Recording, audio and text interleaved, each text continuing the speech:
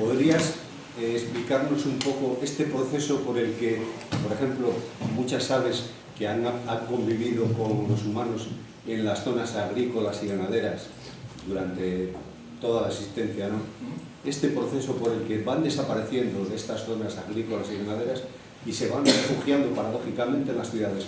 Bueno, básicamente sí que es muy importante destacar que de todas las especies de aves, ahora mismo yo creo que a nivel europeo, incluso a nivel mundial, las aves características de los medios agrícolas, que muchas de ellas son de origen estepario, que realmente durante miles de años pues se puede decir que triunfaron desde el Neolítico, desde que empezamos a expandir los cultivos y a convertir zonas, por ejemplo, que eran forestales en cultivos, pues estas especies se vieron muy beneficiadas y realmente mientras se mantuvieron los sistemas, digamos, tradicionales, históricos, pues para ellas pues todo era maravilloso.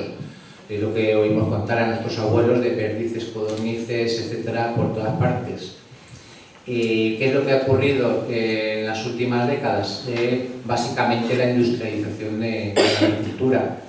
Realmente la agricultura moderna ya deja muy poco espacio para muchas de estas especies. Si necesitas semillas e insectos para alimentarte y para alimentar a tus pollos, precisamente el uso masivo de biocidas o el que se cultive absolutamente todo y no se dejen zonas de descanso, zonas de barbecho con linderos, etcétera, con vegetación natural, pues todo esto, el resultado final es que ya no tienes donde vivir, no tienes donde sacar adelante a tu progenie, mantener la especie.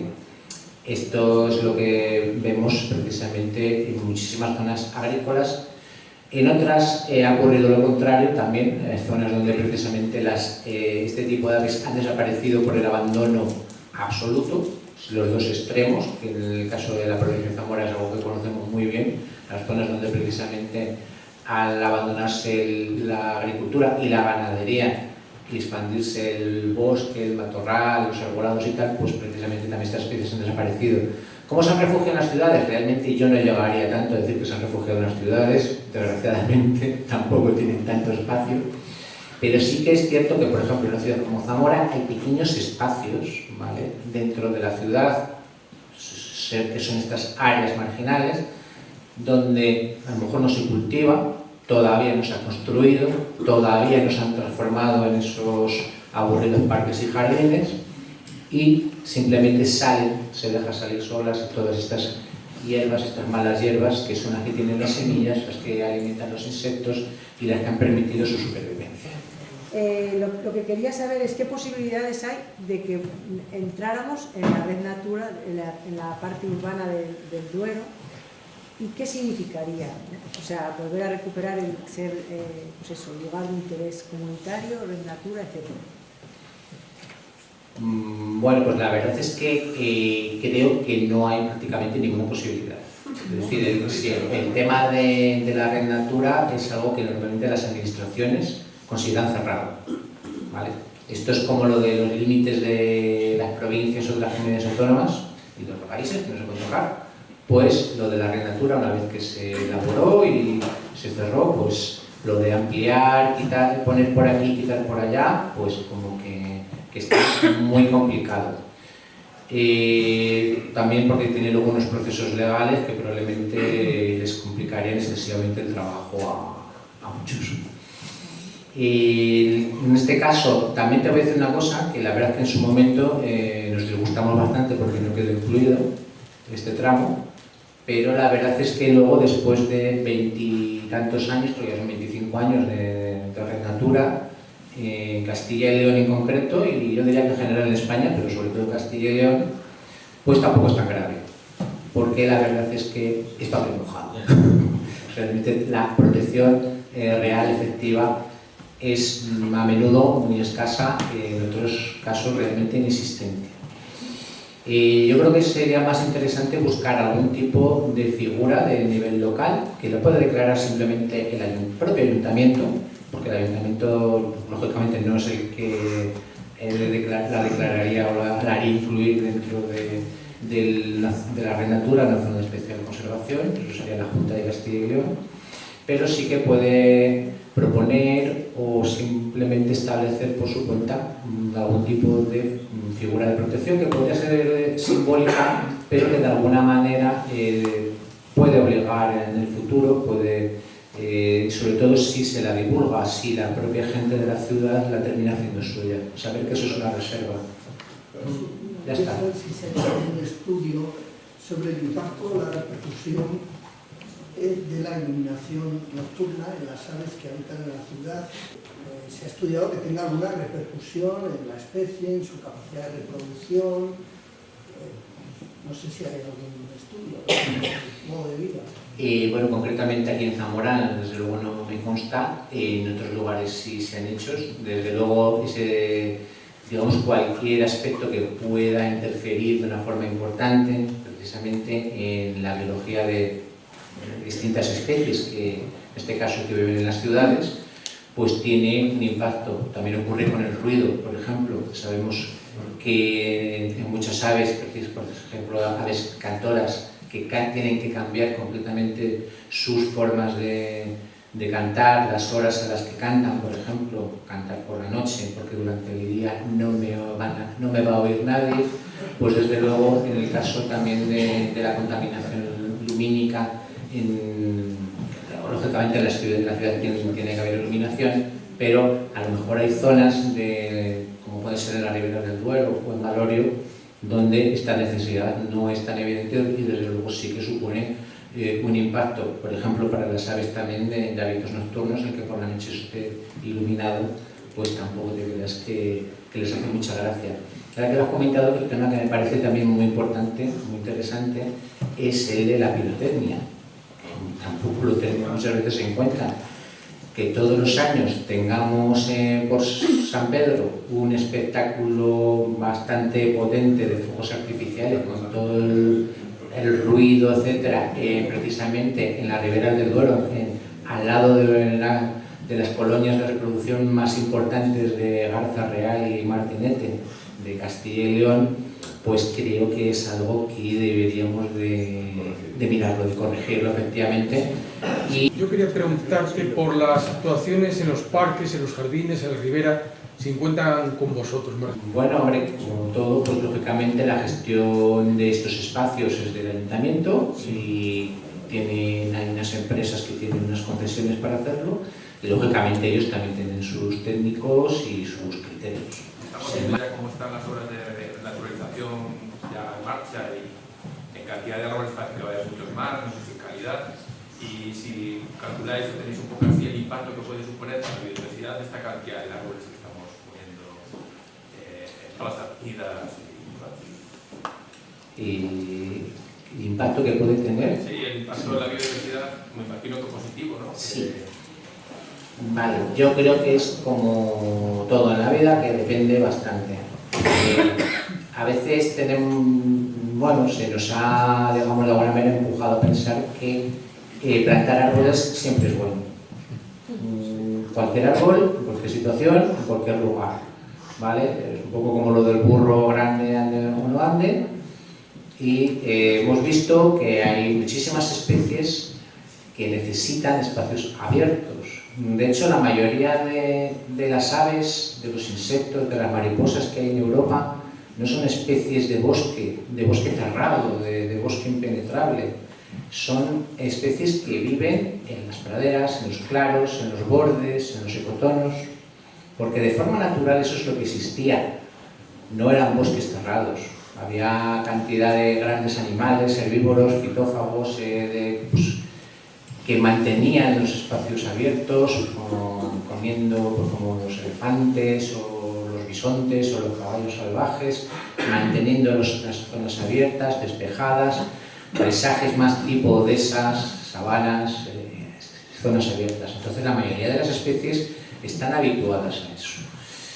Y no tenemos más que ver lo que ocurre hoy en día cuando dejamos masas arboladas, masas forestales, que se cierran, que se tupen. ¿Qué diversidad biológica vemos ahí dentro? Muy baja, mínima. Nada comparado con muchas veces precisamente con estas zonas agrícolas y ganaderas tradicionales, como por ejemplo las dehesas o los mosaicos, que estaban llenas de vida. Pues aquí también a lo mejor tenemos que verlo desde ese punto de vista, no se trata realmente de llenarlo todo de árboles sin más. Vale, sí, la gestión de... la verdad es que el arroyo de Valorio, bueno, yo lo he conocido como un arroyo que tenía, bueno, algunos anfibios, tenía ranas, tenía sapillos, son animales que necesitan, bueno, incluso se pueden habituar a situaciones incluso hasta de bastante contaminación. La verdad es que era un arroyo que tenía todas esas especies, incluso cuando era casi una alcantarilla en la que se vertían los residuos de industrias, de pueblos, etcétera, etcétera. En los últimos 10, 15 años más o menos el agua está más clarita, incluso huele bastante a cloro muchas veces. Huele a jabón. Y sin embargo, todos estos animalitos han desaparecido. El que el agua corra de repente en pleno verano y a unas horas sí y a otras horas no, arroyos que se tienen que secar en el verano, que siempre se han secado en el verano, pues vivimos en una zona que tiene esas condiciones de clima y eso ha cambiado completamente digamos, la estructura y la naturaleza del arroyo. Así, esto de traer el agua de la depuradora y soltarla en el verano tiene efectos bastante negativos y también es un poco ridículo. Lo que hay que dejar también es que tengan sus caudales naturales. Eso también es importante porque en los últimos años ha tenido algunas temporadas muy grandes que incluso en pleno invierno, en plena primavera, que había llovido y tenía que tener caudal, meses y meses y meses que lo veíamos completamente seco. Y yo me pregunto dónde se queda el agua. Y bueno, se trataba de una especie concreta de alondra. Las alondras son una familia de aves que incluye bastantes especies diferentes, por ejemplo las cogujadas, que son bastante conocidas aquí en Zamora, las calandrias también es un tipo de alondra, está la alondra común, digamos la propiamente dicha, y la especie de la que estábamos, creo que se había referido antes Javier, es la alondra ricotí, antiguamente conocida como alondra de Dupont, una especie que es exclusiva de la península ibérica y del Magreb, del norte de África, y que efectivamente es una especie cuyas poblaciones se han reducido muchísimo, que están desapareciendo, y que en el caso de la provincia de Zamora, que teníamos una de las pocas poblaciones y de las más interesantes, además de España, pues en estos momentos la verdad es que nos tememos que realmente ya no nos quede ninguna, no haya quedado ninguna. Otras especies de alondras también están disminuyendo mucho las poblaciones, pero seguimos teniendo.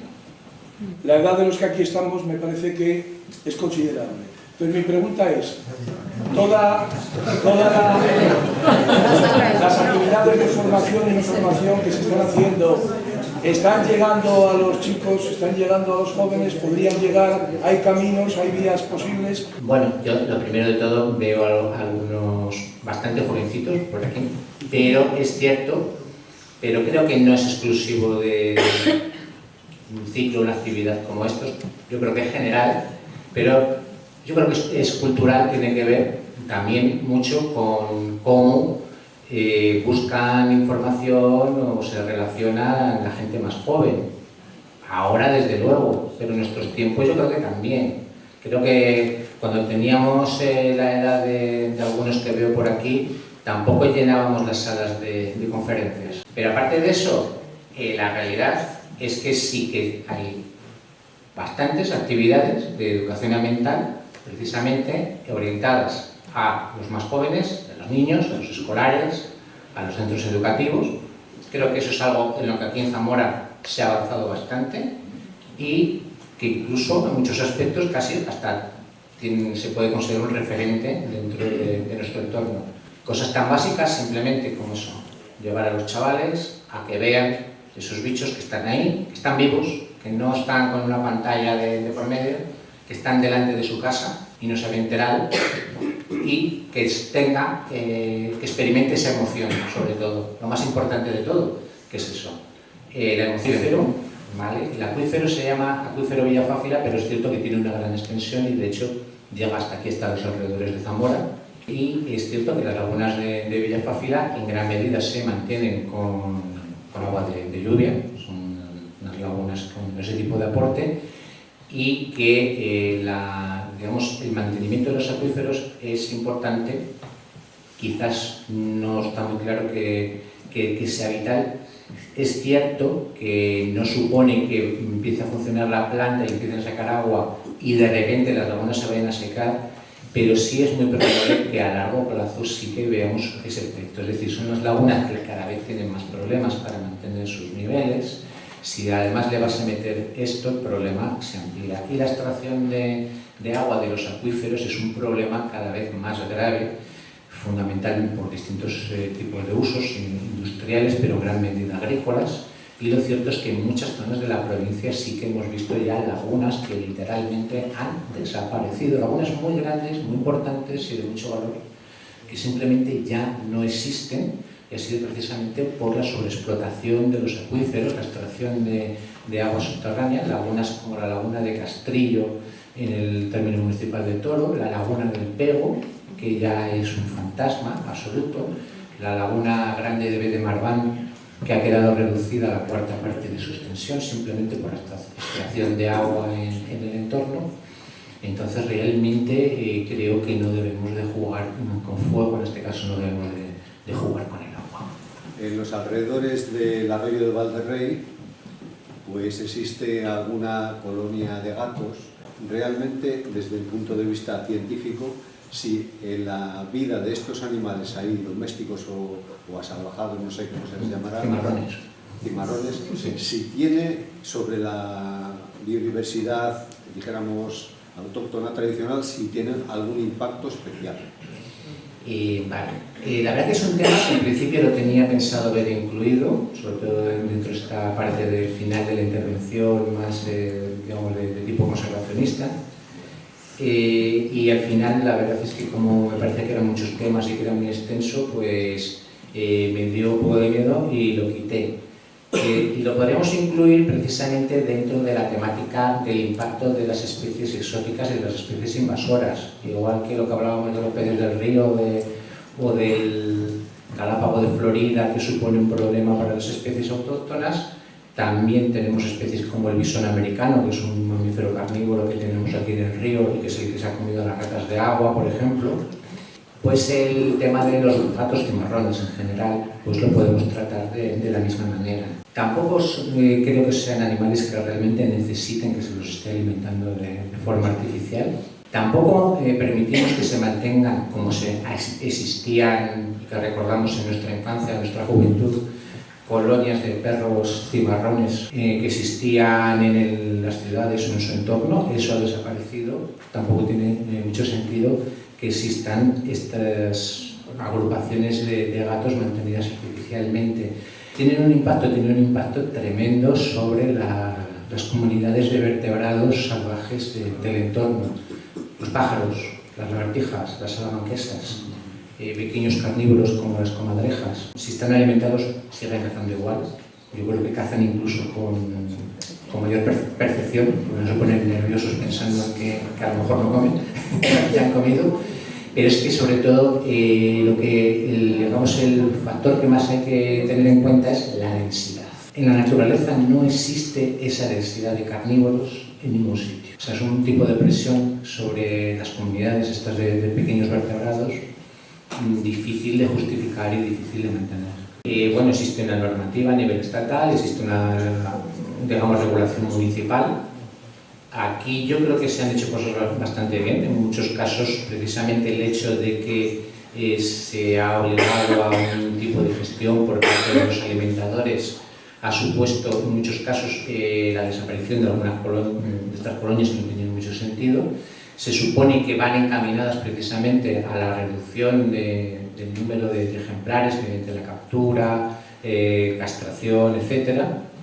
Y bueno, es un tema en el que realmente pues, hay muchas contradicciones y mucha polémica. Hay muchas personas que piensan que es el sistema para controlar estas poblaciones de gatos cimarrones y otras personas que piensan que lo único que se está haciendo es mantener, alargar, prolongar el problema. Es un tema muy importante que lo hayas sacado a la palestra porque bueno, es una de las causas más importantes de pérdida de biodiversidad en muchas zonas, ¿no? De hecho, los gatos son responsables de haber extinguido algunas especies, sobre todo en islas, ¿no? Y recuerdo siempre, y pongo este ejemplo de un herpetólogo, Valentín Pérez Mellado, un tipo que ha trabajado mucho con lagartijas, en Baleares sobre todo, que él observó, ¿no? Cada uno de sus gatos mataba al año 1000 pájaros. ¿Vale? Haceros una idea de lo que supone tener gatos, una colonia en una zona donde hay mariposas, lagartijas, murciélagos o gorriones. Pero quería preguntarte qué pasa cuando alguna isla está abierta y además los perros están sueltos. Sí, realmente, claro, no es lo mismo, creo que además lo comenté ya desde el primer momento, una isla en la que no hay presencia habitual de humanos y lógicamente de sus mascotas, y unas islas como algunas de las que tenemos afortunadamente todavía en Zamora, donde no, pues eso, no hay ese tipo de uso. La isla de las Payas, por ejemplo, es una isla que siempre fue accesible, o sea que realmente el uso recreativo ha existido siempre, pero es cierto que hace, por ejemplo, 25 o 30 años, pues ni iba tanta gente ni sobre todo pues había tantos perros, sobre todo porque tampoco teníamos tantas mascotas. O sea, es algo que también tiene que ver con cambios, evolución cultural y social desde un tiempo a esta parte, en que pues, cada vez tenemos más mascotas, cada vez tenemos más perros y lógicamente nos vas a tener dentro de casa. Por supuesto que también supone una presión importante. Eso es un tema que sí que hemos observado, no solamente en este caso concreto que dices, de estas islas del Duero, que son zonas de paseo para los perros, sino también en el caso del bosque de Valorio, donde lógicamente está más difuminado porque la extensión es mucho mayor, que es la desaparición de especies de aves que anidan en el suelo, ¿vale? Sí, hay pájaros que anidan en el suelo, bastantes especies que lo hacen habitualmente, de forma natural. Cuando la densidad de posibles depredadores no es tan alta, es una estrategia que funciona, ¿vale? Porque tienen mecanismos para camuflarlos, para que pasen desapercibidos los huevos o los polluelos, y en cualquier caso te puedes arriesgar siempre a tener un mínimo de pérdidas, eso en la naturaleza siempre existe, pero claro, como lo que hablamos de los gatos, llega un momento en que la presión es tan alta que es realmente insostenible. Y hay especies como los chotacabras, por ejemplo, chotacabras europeo, una nave nocturna que anida en el suelo, que es bastante frecuente en nuestro entorno, pero ya fuera de la ciudad, ya fuera precisamente de estas zonas periurbanas, que era bastante frecuente en el bosque de Valorio, hasta no hace muchos años, que incluso llegaban a anidar en sitios que hoy nos parece increíble, como la isla de las Payas, y que por supuesto pues, en estos lugares han desaparecido por completo. Se supone que en 2026 vamos a tener linces en la provincia y además en una zona cercana a la ciudad. ¿Qué puede suponer la presencia de linces en esta zona, en la provincia? Bueno, pues no lo sé. Yo, por una parte, te voy a decir que yo creo que eres muy optimista. Y yo no es la idea que tengo. Bueno, creo que es un tema que yo creo que aquí todos hemos oído algo, por lo menos o hemos leído en la prensa o alguna cosa, yo creo que sí que tenéis algo de información. La Junta de Castilla y León participa en un programa que hay de reintroducción del lince ibérico, en este caso en la comunidad autónoma, es decir, se trata de hacer que vuelva a sitios donde sí que existió, y sí que es algo que sabemos, que conocemos, que en el entorno de la ciudad de Zamora, en el propio municipio y otros municipios vecinos, realmente hubo linces ibéricos pues hasta, vamos a poner aproximadamente hace 40 y tantos, 50 y tantos años, ¿vale? Desaparecieron aquí como en la mayor parte de las zonas de su área de distribución dentro de la península ibérica, desgraciadamente. Desde comienzos de este siglo para acá, los programas que ha habido de cría de cautividad y reintroducción y manejo del hábitat y demás han tenido bastante éxito. El lince ibérico ha ido recuperando muchas de las zonas donde había desaparecido y ahora pues efectivamente la Junta de Castilla y León pues se ha apuntado finalmente a este carro, donde ya hay otras comunidades que llevan bastantes años. Y cuando se comenzó, se empezó a valorar esta cuestión, pues se hicieron una serie de estudios porque hace falta básicamente para poder reintroducir el lince, sobre todo que haya hábitat, una cierta superficie con cobertura vegetal importante, sobre todo matorral, y unas determinadas densidades de conejos, que haya muchos conejos, no es que sea fundamental, es que es completamente obligatorio en determinadas densidades. Entonces realmente en Castilla y León pues solamente se encontraron 2 zonas en concreto donde coincidían estas 2 circunstancias, es decir, hábitat, una cierta extensión X de matorral y unas determinadas densidades de conejos. Pero que coincidan las 2 cosas, muy pocos sitios. Y en Castilla y León, uno era el entorno de Zamora capital, precisamente, un poco entre los municipios de Zamora, Almaraz, Teruel, y el otro pues era la comarca del Cerrato, en el sureste de la provincia de Palencia. Aparte de eso, pues también hay otras valoraciones, como es precisamente la recepción, la aceptación por parte de digamos, los habitantes de la zona, de los ayuntamientos, de los cotos de caza, y ahí parece que en Zamora pues, se ha pinchado un poco un hueso, ha habido problemas que han hecho que efectivamente de momento no seamos los elegidos para el comienzo, porque en principio solamente se podía comenzar en un punto. Creo que sobre todo es porque tampoco hay, no sé, tampoco nos van a dar tantos gatos para soltar, que hay que ir haciéndolo poco a poco por partes. Ojalá pues digamos la situación se vaya reconduciendo y reconsiderando, y mejor cuanto antes, pero no sé realmente si va a ser tan pronto como tú dices, pues que volvamos a tener nuestro entorno. Desde luego, pues yo creo que yo es algo con lo que, y creo que otros que están por aquí, llevamos soñando mucho tiempo, muchos años, que vuelva, que regrese, por favor. Y para el medio, para el ecosistema, para nosotros mismos, pero incluso como un recurso también más, como otras zonas donde la gente está yendo a ver los linces y también supone un recurso importante, pues me parecería algo fantástico. En el entorno de la ciudad ya tenemos muchas de las especies, estas especies típicas, características nobles del bosque mediterráneo, esas que veíamos cuando éramos unos niños en los documentales de Rodríguez de la Fuente, que nos parecen completamente míticas, pues hay muchas de esas especies que ya las volvemos a tener en el entorno de la ciudad, en el propio municipio, como la águila imperial, la cigüeña negra, hasta ese bicho tan curioso que es el meloncillo, y realmente creo que posiblemente la pieza más importante del puzzle que nos falta porque vuelva a ser